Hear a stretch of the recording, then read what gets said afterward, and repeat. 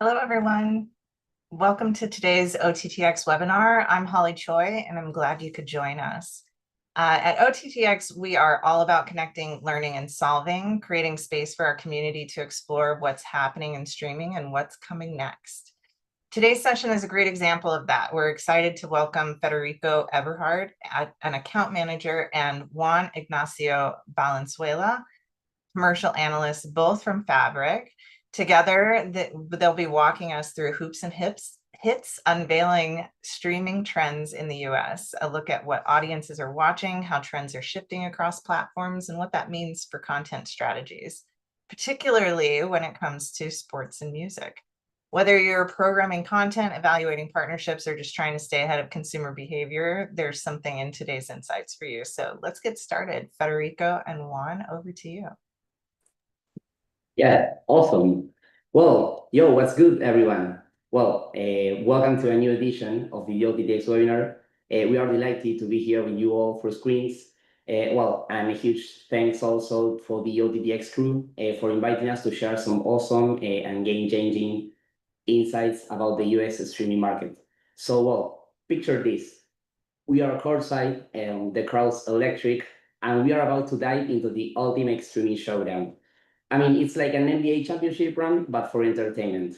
So today we are taking you through the preseason trends, where the trends get set, the regular season, where the big players shine, and the playoffs as well, where we crown the MVPs. So are you ready to jump into this game? Well, hello everyone. First of all, it's a pleasure to be here.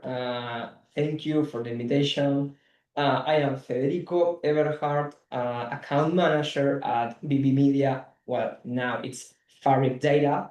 I have been in the industry since 2022 and counting. So yes, I am truly happy and grateful to be here today. So thank you all for joining this session. Yes, and hello everyone. I'm Juan Ignacio. I work at B Media's Fabric as a commercial analyst. Diving deep into the streaming game industry like for almost 2 years. And let me tell you that this industry moves faster than overtime in the NBA. So yeah, that's a really good thing.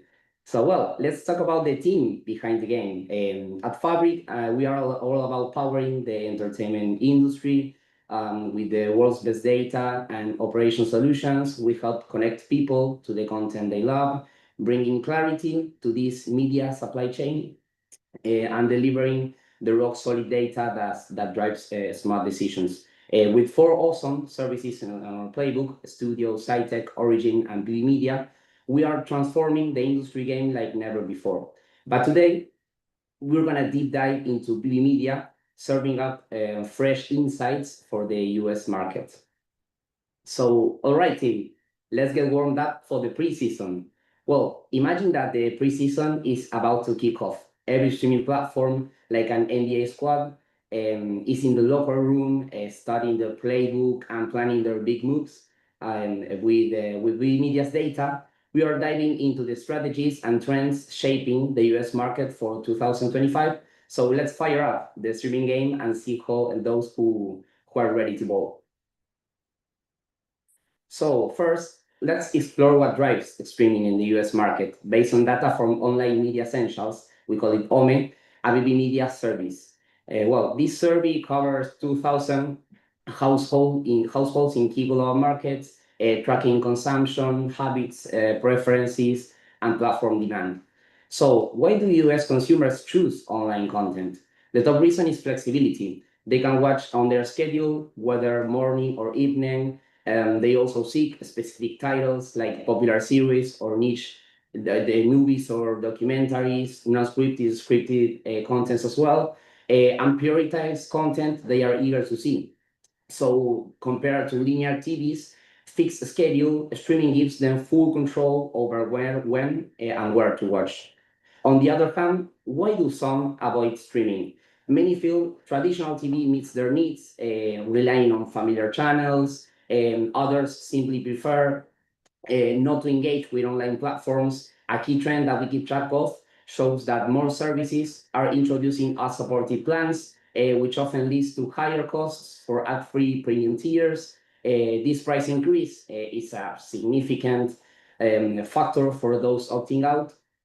Even among those who choose cheaper ad supporting plans, they also complain about the volume of ads that the online content has. So these dynamics are shaping the streaming landscape. Well, and let's see now how they influence the season ahead. All right.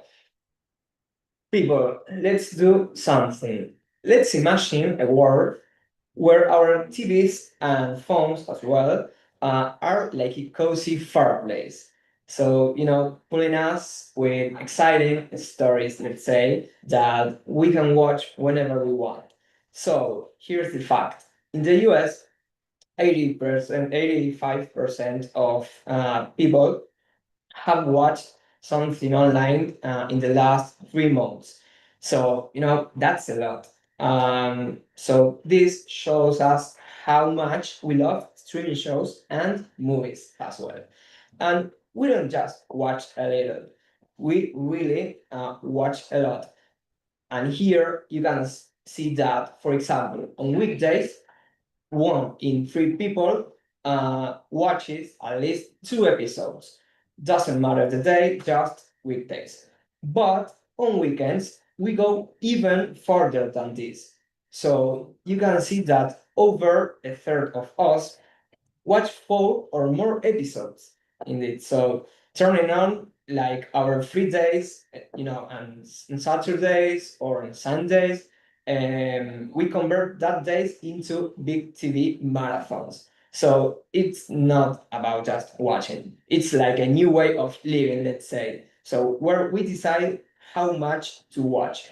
But still, a small 4% of people don't join in, reminding us that we all have like our own way of, let's say, enjoying time. So this is how America streams, full of energy, always ready for more, and so exciting, people.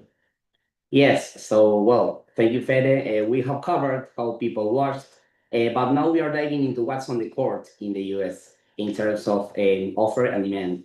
What are the top genres like the streaming services are pushing? Well, having analyzed and monitored more than 400,000 contents, Big Media's data shows that dramas lead the pack with documentaries right behind. I mean, this seems like non-scripted contents are still in the catalogs, and comedies in the mix as well, and thriller and sci-fi are way lower.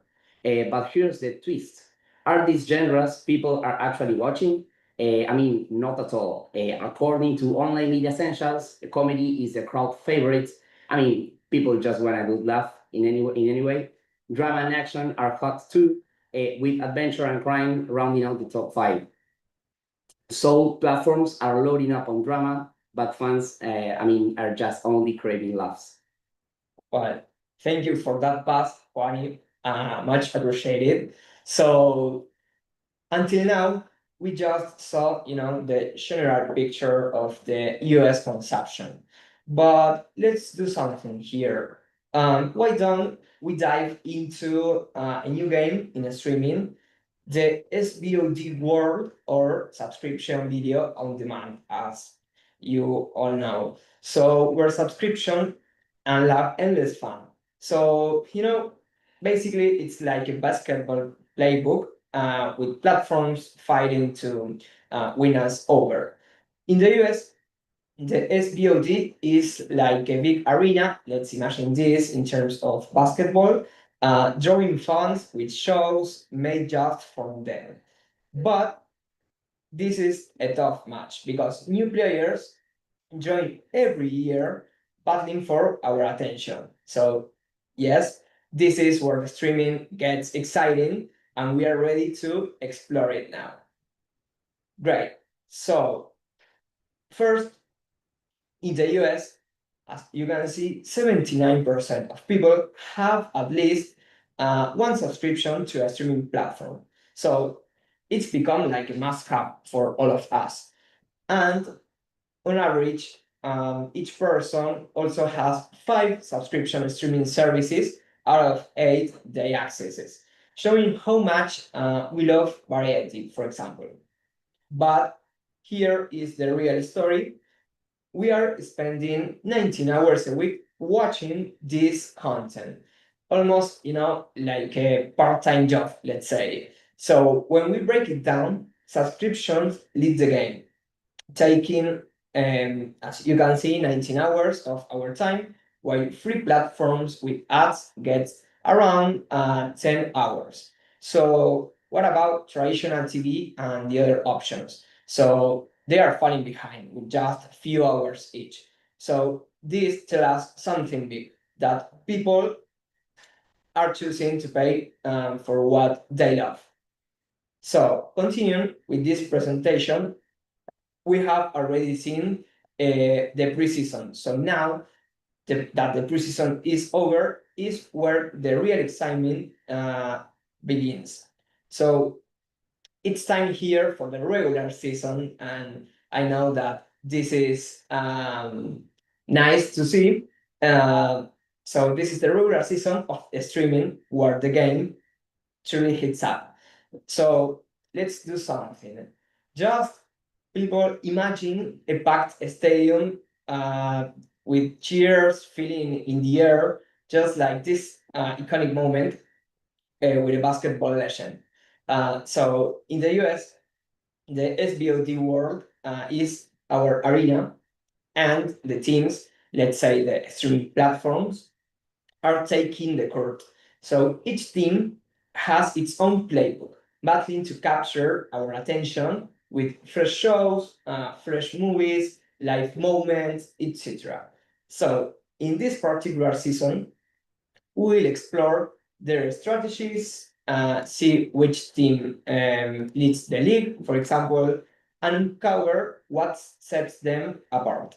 So, it's more than just watching here, it's a fierce rivalry, and we, all of us, are the fans choosing the champions. So get ready, because the streaming game is on, and these teams are ready to play.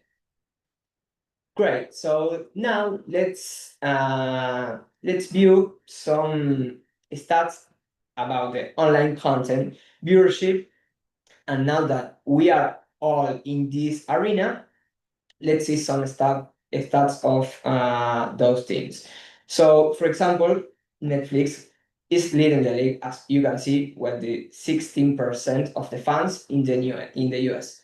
But when we are talking about the fans, we talk about net users, all right? While Prime Video follows with 14% and Hulu scores a 10%. Disney Plus and Paramount Plus are close behind, each with about 8%, showing how tight this game is. Then, as you can see, it's followed by Peacock with 7%, then Max, then Apple TV, and there you will find the remaining platforms over there. But here's the twist. Not all teams, not all streaming platforms keep their fans cheering, for example, every day. So as you can see here, Netflix and Hulu have the most loyal fans, with 35% and 24% watching daily.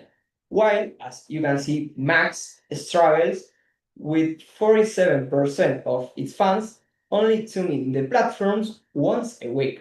So, what analysis can we do based on this information? That having a big fan base is great. I know, I totally agree with this one, but keeping them engaged is the real challenge here. So as the season goes on, the teams, the streaming platforms, need to bring fresh plays. So let's say new movies, new series, for example, to keep their fans coming back for more. So in this streaming league, it's all about staying in the game. Awesome. Yeah, so which platforms now are leading the game in terms of household reach? Well, in this case, we see that Netflix dominates the game dominates the court with over 74 million active users. Then we have Amazon Prime Video holds second with nearly 60 million, followed by Hulu at 47 million. I mean, these three together accounts for 181 million users. I mean, that's really a lot packed in only 3 streaming services. So then we have, for example, Disney Plus and Paramount Plus, that's round out the top 10, the top 5, well, each contributing to the competitive field that is the US market. But there is a notable metric to highlight here. It's that Netflix user base is 2.2 times larger than Paramount Plus, which ranks 5th. Well, this gap is really close compared to other regions. To get an idea, for you to get an idea, in the UK and Germany, Netflix outpaces 5th place competitors by 5 times. And in the Netherlands, for example, the difference is to 6 times. So this is like definitely showing a dynamic US market where diverse platforms create a tightly contested playing field, well, challenging leaders as well to stay sharp. But we had another key insight to showcase, that is that Paramount reports only 15% of its users sharing accounts, the lowest from these top 5. So, well, this strengthens its per household value. Well, for platforms, investing in exclusive must-have content is critical to compete with Netflix dominance. Well, Paramount Plus, in this case, low account sharing, suggests like a model worth studying for subscriber retention. Right. Well, thank you, Juan. To continue with this beautiful presentation, let's talk about this case, how much time streaming teams are really winning in this regular season. So in the US, Netflix, as you can see, is dominating the curve, grabbing 6.5 hours on average of our weekly viewing time. While Crunchyroll, this is important to note, takes around 4.38 hours, and Prime Video and Hulu each take 4.2 hours. So as you can see, Max is close behind with 4 and 14 hours. But here is the exciting part, because Crunchyroll might have a smaller fan base with just the 1.76% of the market share, but its fans are really, really super loyal, giving it the second most viewing hours. So this is insane. So what analysis can we do based on this? That this shows that even smaller teams, like Crunchyroll in this case, can make a big impact if they connect deeply with their audiences. All right. Meanwhile, Netflix isn't just leading in hours, it's also the biggest team, with 68% of Americans cheering for it, alongside Prime Video at 64% and Hulu at 42%. So in this game, it's clear. The teams that keep, for example, fans hooked with great content like Netflix and Crunchyroll are the ones scoring the most points, not only in our hearts, but also in our schedules. So let's move now with the platforms with more original titles launched in 2024. Yeah, awesome. So, well, which teams in this case, which streaming platforms brought the most new titles to the court? Well, in 5th place, we have Disney Plus, launching 67 original titles, including hits like The Acolyte. I mean, we all love that one. And Star Wars Tales of the Empire. Well, next, in 4th place, we have Max, or we better call it HBO Max again now, that has delivered, well, 77 titles, with standouts like Dune Prophecy and The Penguin. Well, then Hulu steps up in 3rd place with 153 originals, driven by successes such as Shogun and Under the Bridge. Well, then Prime Video goes closely ahead with 157 titles featuring Fallout and Mr. and Mrs. Smith as flagship original titles. Well, then we have Netflix leading the league with a commanding 514 originals, over 3 times Prime Video's count. Well, also powered by hits like Hitman and Emilia Perez that were launched last year. Well, this shows that strategically, platforms shows like distinct game plans. Max and Hulu, for example, prioritize series, focusing on serialized storytelling to build audience loyalty. Prime Video balances its portfolio, splitting efforts both for series and films. And Disney Plus and Netflix, however, produces a bit more movies, aiming for high impact and notable releases. Well, and for platforms, the strategy here is clear. Ramping up original content is essential to challenge Netflix lead, but alignment with audience is the key. Series for retention and films for visibility. So content creators could take notes from Hulu and Max series-driven models or Netflix and Disney's movie-heavy approach, depending on its market's goals. This data also highlights the need for tailored production strategies in a really crowded arena. Well, I know we have seen a lot here, but let's keep diving deeper into the regular season that we are watching right now. So in this case, Netflix is proving it's the MVP of original content in the US. So I will tell you some general information about the streaming platforms that, for example, the the teams have added an incredible 460,000 titles to streaming, which 264,000 titles are on subscription services and 9,400 are original stories. So, people, this is not just about numbers, because Netflix outpaced everyone with more than 4,500 original movies and series, far, far, far ahead of platforms like Prime Video with 850 titles and Hulu with 665 titles. By 2025, a massive 48% of all original titles on subscription services come from Netflix. This is insane, for real, leaving rivals like Max and Disney Plus in the dust. So let's do something. Just imagine the excitement as their library, the Netflix library, climbs higher each year, while the other teams are struggling to keep up. So this dominance shows how Netflix keep the fans hooked with fresh, exciting content. Now they added live content as well, turning every season into a win. So in this streaming league, they are not just playing, they are rewriting the game, just like LJ or Steph Curry, for example. Yeah, that was awesome, Fede. Colleagues, we are almost in the playoff crunch. But first, we will check some tradability stats. Well, this slide unveils 2024's top popular original titles. This is powered by our hit score, our B Media's hit score.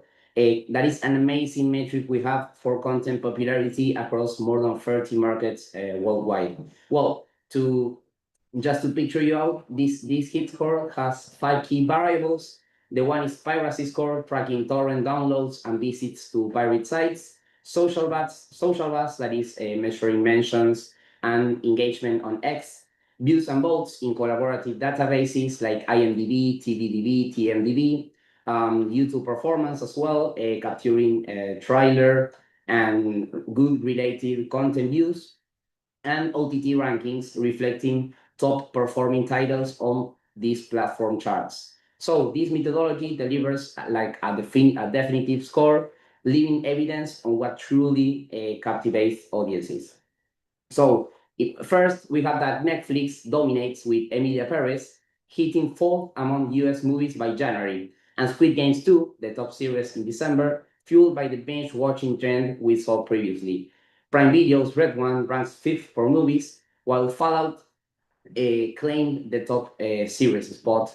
Then we have Hulu Hulu's Hold Your Breath, that breaks into the movie top 50. Shogun, in this case, secures fourth for the series. Max then scores with Juror number 2, sixth globally among movies, and The Penguin fourth in series rankings. Then Disney Plus delivers Descendants, The Rise of Red, nearing the top 50 movies. And The Acolyte, a series powerhouse that reached the first slot of the ranking.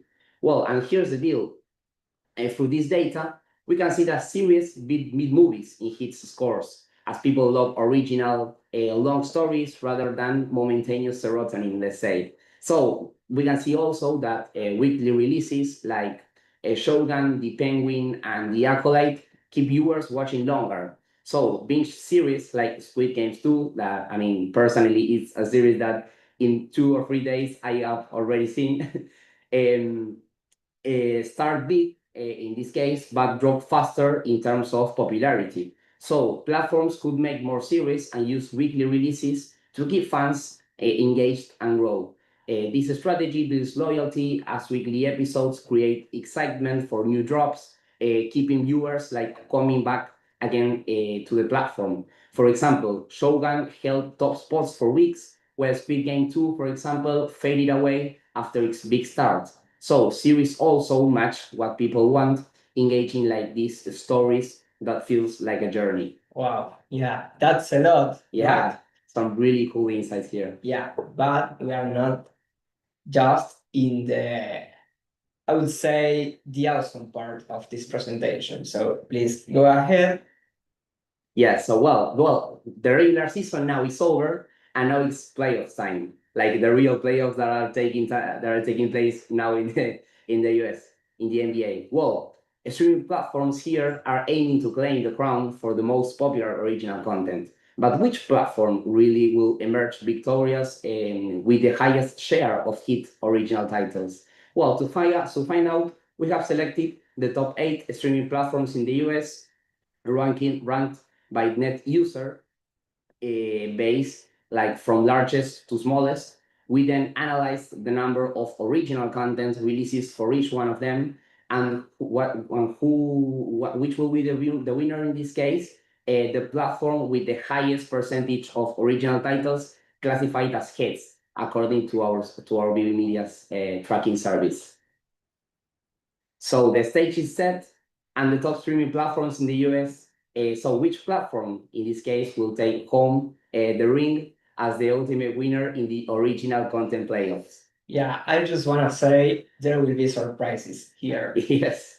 So, the regular season has brought us to the streaming playoff, as I said, and the competition is heating up here. So, in a conference, let's talk about the first match.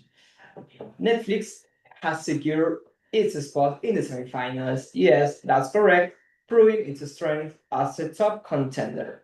It faced Max in this case, a strong competitor that brought almost 100 original titles to the table, which 61% of them appear in our trending title service that Juan explained it just few minutes before. So that means that more than half of Max titles were popular. So this is crazy. So as you can see, this was a close matchup, but this time, yeah, Netflix moved on to the next round. So if we analyze the second match of this conference, we will see that Hulu, yes, advances to the next round with 215 original titles after beating Paramount Plus, which released only 5 original titles, just 2 of which were popular among US consumers. So now that we have this information, the 8 conference finals are confirmed. Netflix versus Hulu. So stay tuned to see who makes it to the big final. Okay, so we now deep dive into the Conference B, where some of the biggest players in the US streaming are competing head to head, let's say. So, let's break down the matchups. Well, the first one in Conference B is Disney Plus and Peacock as our powerhouses with a tight race in original content productions for 2025, separated by just 19 original titles. I mean, there are so few. But in this case, Peacock takes the lead with the highest percentage of popular original titles in the US, as tracked by hits. Disney Plus instead follows closely with an impressive 50% of its 2024 original titles earning hits status. So no doubt that this is a truly remarkable achievement for them. Well, in the other branch of the Conference B semifinals, we have two global entertainment giants as well, Prime Video and Apple TV. Amazon Prime Video has a vast library of subscription-based content catering to diverse audiences. In contrast, Apple TV focuses on a curated selection of high-quality originals under its subscription model. When it comes to popularity, Apple TV dominates the panorama, but Prime Video stands behind with an outstanding 61.4% of its original titles achieving hits status. I mean, this means that more than 6 out of every 10 Prime Video originals have resonated strongly with audiences over the past months. So this showcases its exceptional production quality. Well, Prime Video, while formidable, falls just shortly in this matchup. Well, thank you for that, Juani. Now we'll have these 4 winners. So we have reached now the semifinals, which is Conference A, Netflix versus Hulu, Conference B, Peacock against Apple TV Plus. So let's first analyze the A conference, Netflix versus Hulu. Who will make it to the final in this case? So to start, Netflix released 3 times more titles, more titles than Hulu between 2024 and 2025. So we are remarking the amount of titles that Netflix released just in these past 2 years. So as you can see here, Netflix launched nearly the same number of movies and series, while Hulu clearly focused more on series than movies. So when we look at the genres, Netflix's most popular titles were mainly thrillers, followed by drama and then action. In the case of Hulu, sci-fi led the way, followed by drama and romance. But now, let's get to the key question. Who moves to the finals? So we looked at the percentage of popular titles relative to the total numbers launched, and once again, Netflix wins this battle and advances to the big final.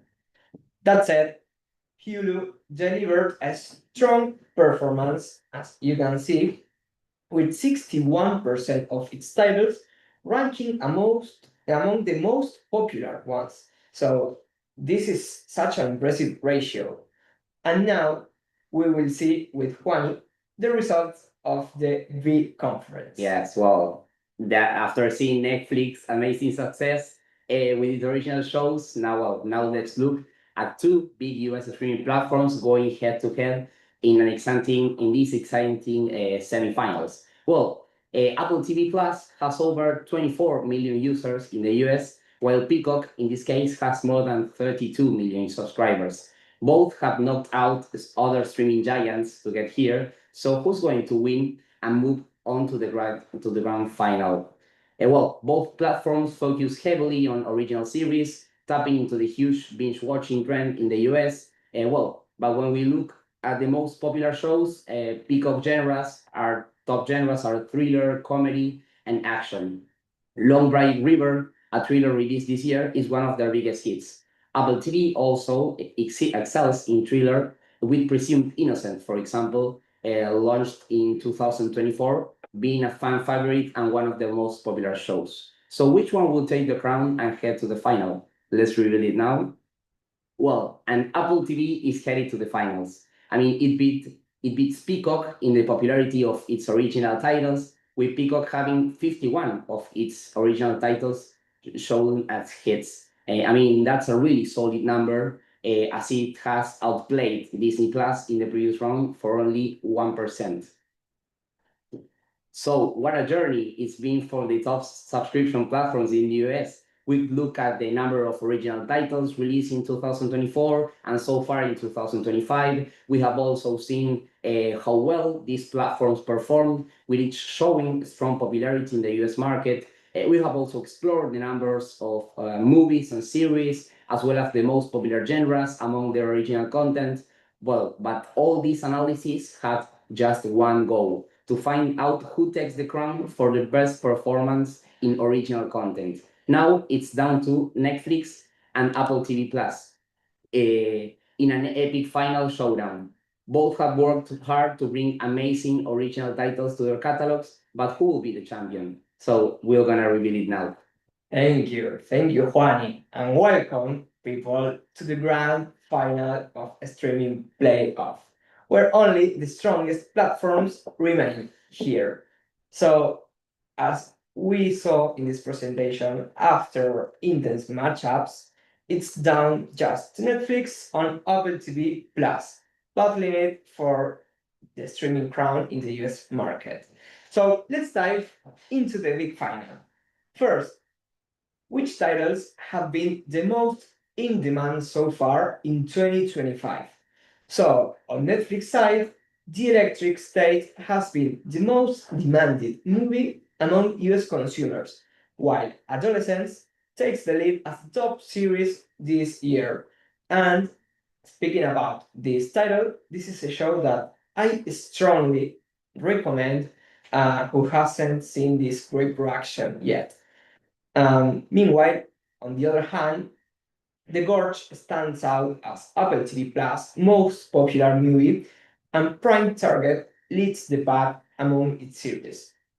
So, continuing with this final, on the left we have Netflix, which shows an average original hits score. Remember that hits score, it was a combination of different variables that comes from one of our services.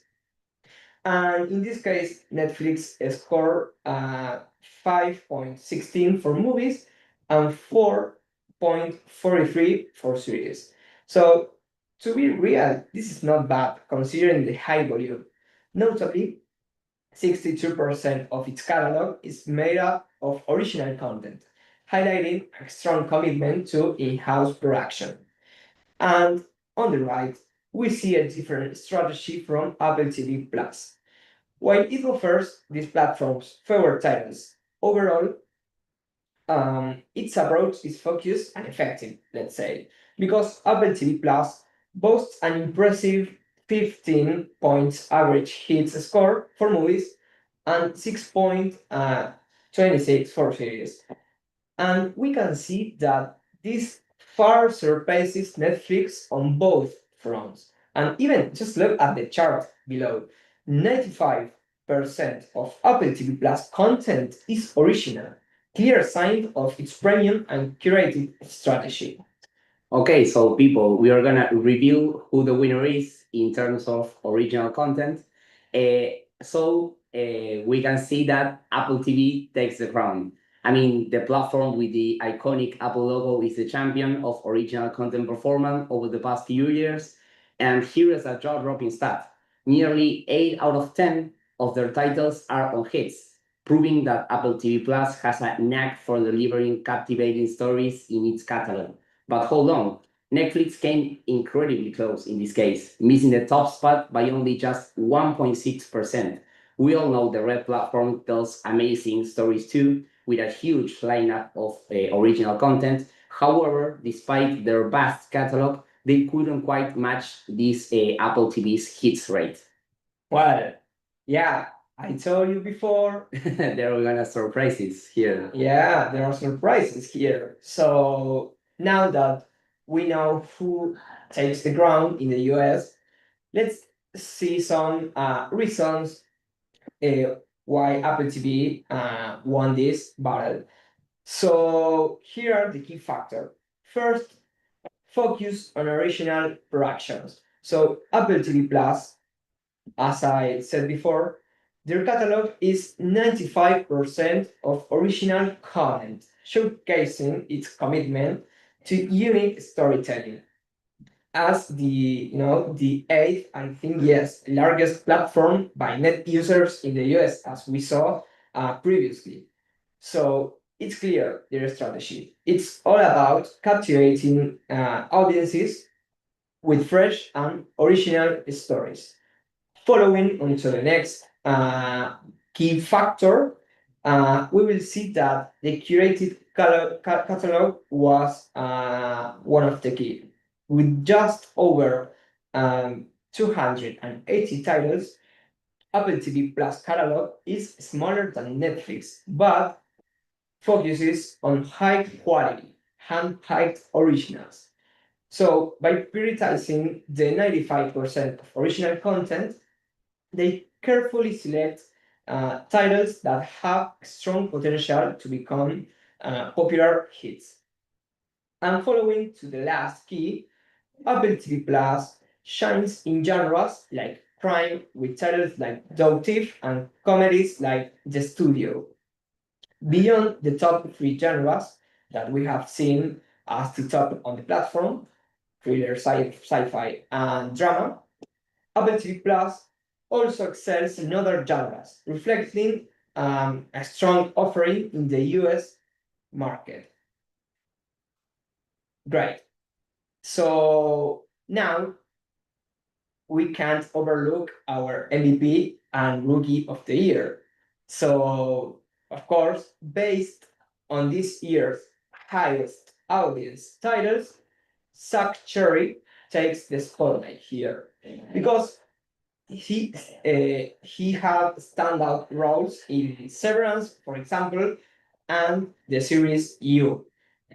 That those titles were two of 2025's most in-demand series. But also, I really want to give a special shout out to Owen Cooper. Yes, this kid, it's incredible. This kid made an unforgettable debut as the lead in Adolescence, the Netflix original series that we saw before. And remarkably, and I want to say this so badly, this was his first time acting. Like, this is insane. For the people that already seen that series, yes, it was the first time acting for this kid, and he absolutely nailed it. So this is not bad for a kid just getting started, you know? Right. Yeah, so we have some takeaways from this whole season through the preseason, regular season, and the playoffs. Well, the first takeaway we have is that nearly 4 out of 10 US citizens are more likely to watch TV series, tending to binge watch 4 or more episodes on weekends. Well, this shows like a huge trend of binge watching in the US, matching the 19 hours per week people spend on subscription platforms. Americans clearly enjoy content that keeps them glued to the couches for hours. Well, then in 2025, we can say that Netflix dominates original title production, delivering approximately 6 times more in terms of amount of content to than its main competitor, that is Amazon Prime Video. Well, this is evident from Netflix's massive number of annual original releases. I mean, in terms of production and popularity as well, coming just behind Apple TV Plus, Netflix has been dominating the market since 2012, sorry, consistently outpacing other platforms. And there is a fact that Netflix has been creating original content for 12 years, starting with House of Cards in 2013. I mean, we all remember that one. So, well, the first original series from a streaming platform historically. Yeah, and continuing with the last two key takeaways, we have the third one, that streaming platforms benefit significantly from original series, which outperform movies in popularity and show that weekly episode releases maintain better viewer engagement over time compared to full season drops, suggesting us a strategic focus on this approach to sustain audition interest.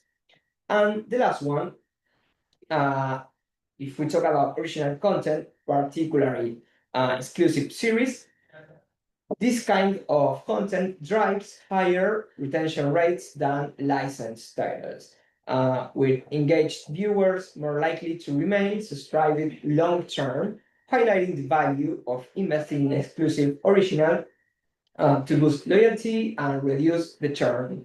So now that I think we have seen a lot of data of consumption in the US and also who is which platform is the king here, we will see where you will be able to see the real NBA finals coming now in June, in just 2 weeks. I mean, they are happening now, so we'll take a look. Well, in terms of the Western Conference, we have the non-linear channels are both the same for both conferences. We have DirecTV Stream, Fubo TV, Hulu Live TV, and YouTube TV as main broadcasters.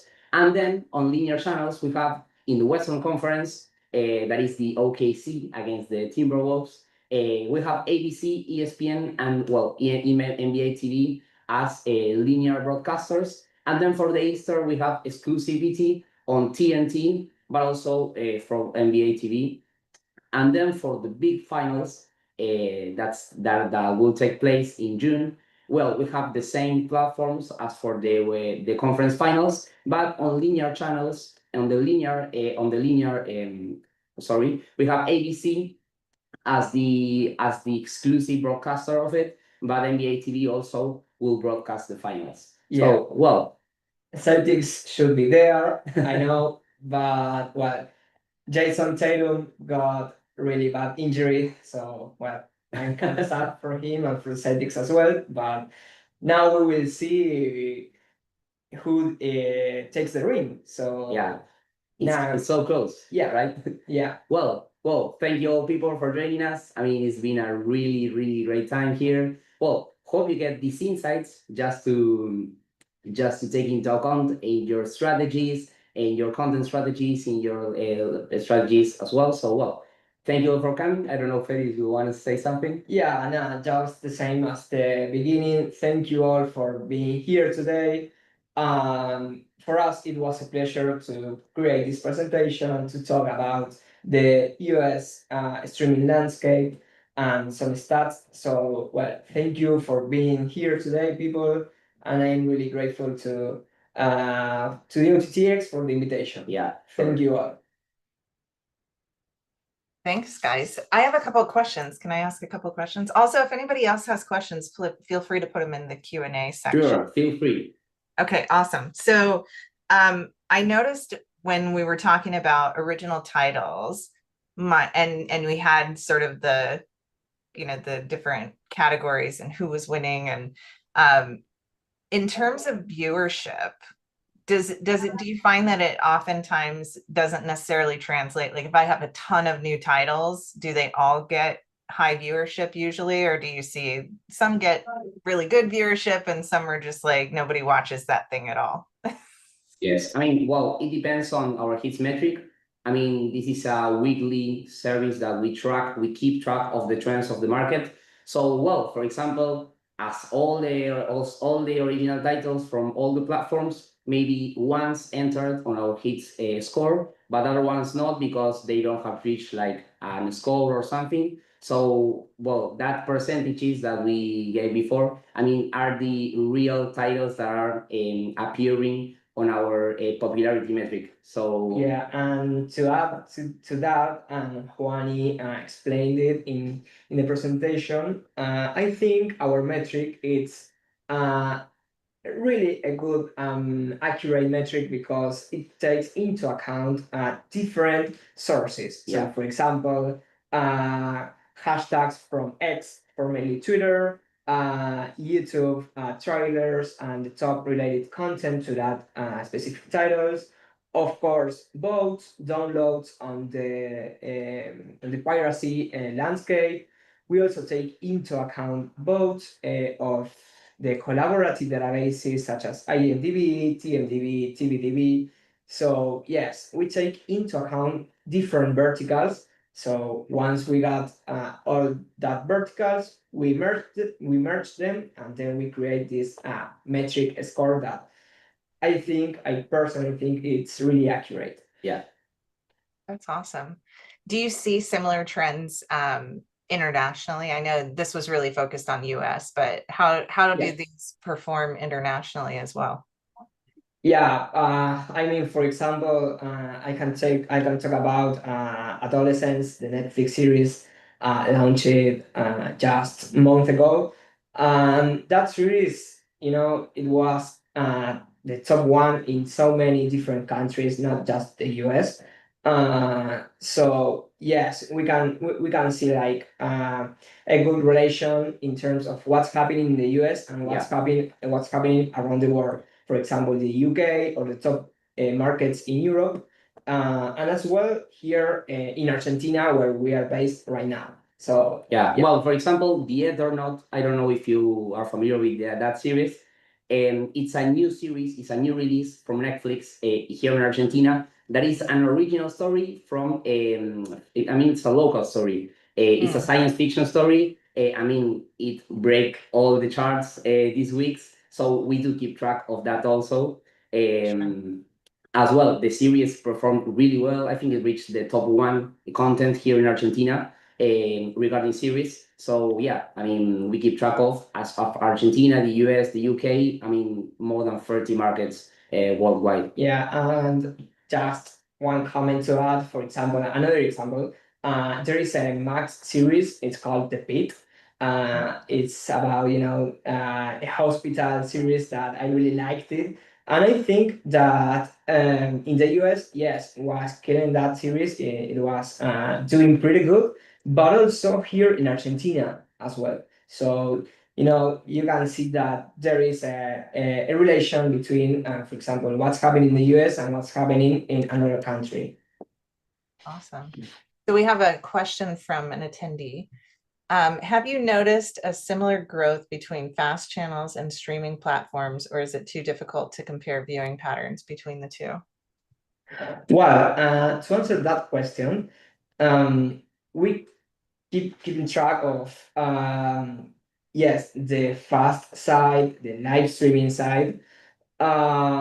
So I know we didn't put we didn't talk about the this landscape, let's say, in the presentation, but yes, we keep track of that growth of fast channels that we can see that month by month and year by year there has been like a growth on that side. Yeah. The last couple of years, I think that fast channels have been increasingly, have been increasing. Yeah. The offering of those fast channels. So it's like the also like the increase of the streaming platforms. For example, the sports fast channels and the sports platforms as well. That is really trendy now. So yeah, they do both share that growing, but depends also on the market and on the specific user, because some prefer fast channels, some others prefers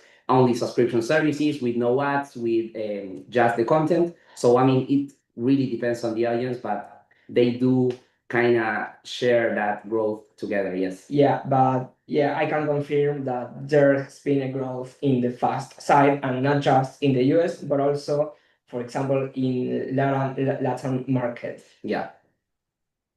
So I know you guys cover the whole world, but and I know the number changes pretty much daily, but how many services are you all tracking right now? How many streaming services? Oh wow, no, that is a question that I can't answer with the accurate number, because we have at least 14 services. Yes. Yeah. But I think we have more than that, like 16, 17, but I don't have the real number. but more than 15, yes, I can confirm that we have more than 15 services. Yeah, and for example, well, we used some of them in the presentation. For example, we have content pools that tracks the offer of contents on streaming services. We have hits that tracks the demand of those contents. We also keep track in Online Media Essentials. That is another service that track the demand of platforms. We have another one that tracks the offering of platforms. So, I mean, there is a really huge landscape. Just to add, some of our different services track, apart from what Juan said, we keep track of the content tracker that are titles that are coming, that they are not released yet. We keep track of prices, plans, and bundles in real times. For example, if I don't know, streaming services, alliances with a telecommunication company. So yeah, we keep track of that in real time. Or for example, let's say that Prime Video in, I don't know, in Egypt, maybe they launched a discounted price or a free trial, and we keep track of that in real time. Yes, we have a lot of services. Yeah, quite a lot to talk about, yeah. Yes, and for this presentation, we used just 3 or 4 services. Sure. All right. So I think that's going to do it for today. Really quickly, I just want to say thank you, Federico and Juan, for those sharp insights into what's trending across the US streaming landscape. And thank you to everyone who joined us today. At OTT.X, we're really focused on helping our community navigate change and opportunity through shared knowledge. Today's session is a great reminder. Oh, we have one more question. All right. Awesome. Thank you for answering the previous question. You mentioned sports is a growing trend in LATAM market. Would this be seen similarly in the US market as well? Yes, I mean, well, actually in the US market, I do think, I mean, I'll have to check the data, but I do think that is one of the countries with the most tendency like of growth in that terms in channels. I mean, now we have like platforms tailored only for the sport audience. So, I mean, with this tendency like growing, not only for sports, but for example, for niche platforms as well. I mean, people maybe just want to see one specific content in one specific channel, on a fast channel, for example. So yeah, I mean, we do keep track of that US growing as well. Awesome. I think I responded to that. Yeah. Yeah, I think so. Well, thank you, Diana, for your question.